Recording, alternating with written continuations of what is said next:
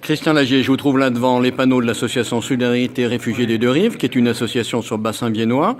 Qu'est-ce que vous pouvez dire du bilan que vous tirez de l'accueil d'une famille syrienne pendant 1 an et demi? Ça a été dur, long, mais le résultat nous a comblés parce qu'on a vu partir une famille assez heureuse. Et parmi les objectifs que nous nous étions fixés, on peut dire que nous les avons tous remplis.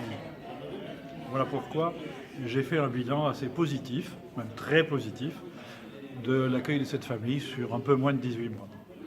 L'objectif de l'association, c'était d'accueillir effectivement des familles qui étaient dans des zones de conflit. On pense à l'Irak, on passe à la Syrie, des réfugiés. Aujourd'hui, c'est une famille irakienne qui est annoncée. C'est ça, donc une famille irakienne qui est actuellement réfugiée au Liban. Ce sont des chrétiens orthodoxes, famille de 5 personnes, donc 2 parents assez jeunes, et 3 enfants, 4, 8 et 12 ans. On ne sait pas plus de choses pour l'instant, sauf qu'ils ne parlent pas français. Et quand on accueille une famille de réfugiés, comme celle que vous avez fait précédemment et celle qui arrive, quelles sont un petit peu les tâches à remplir? Alors, le plus urgent, c'est la survie, c'est-à-dire d'assurer le vêtement et l'alimentation. Bon, ça, on sait faire maintenant, puisqu'on a des associations partenaires qui fournissent de l'alimentation, des vêtements, etc. Et puis, il y a aussi une urgence administrative, puisqu'il faut qu'ils régularisent leur position. Ils entrent en France avec un visa, mais qui a une durée limitée, et ils doivent tout de suite faire une demande d'asile à la préfecture du Rhône, puisque Saint-Romain-en-Galles est dans le Rhône. Donc on va devoir les accompagner dans les premiers jours à Forum Réfugiés, qui est le guichet unique d'entrée dans le processus de demandeurs d'asile.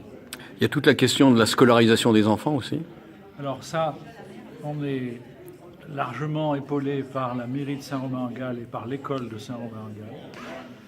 Il y a un des enfants qui sera vraisemblablement au collège, Ponsard. À Vienne. À Vienne, où il y a des classes de primo-arrivants. Et donc on va avoir des démarches à faire auprès du collège. Et puis je crois que dans le travail qui est demandé à vos bénévoles, il y a aussi toute la question de l'alphabétisation, parce que je crois que cette famille qui arrive ne parle pas français. Voilà, l'enseignement qu'on a, effectivement, ils ne parlent pas français, ni l'anglais d'ailleurs, mais ils parlent arabe. Donc les enfants vont apprendre le français à l'école, sans doute plus vite que tout le monde.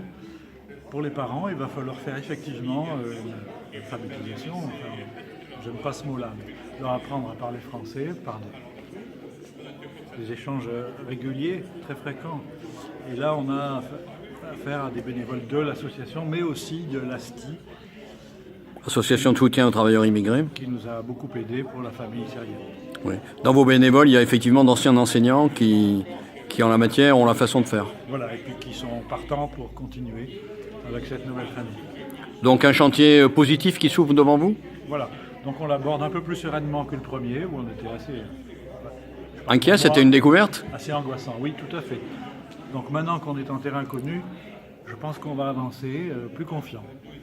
Et puis on a une équipe qui commence à se connaître, et ça aide aussi.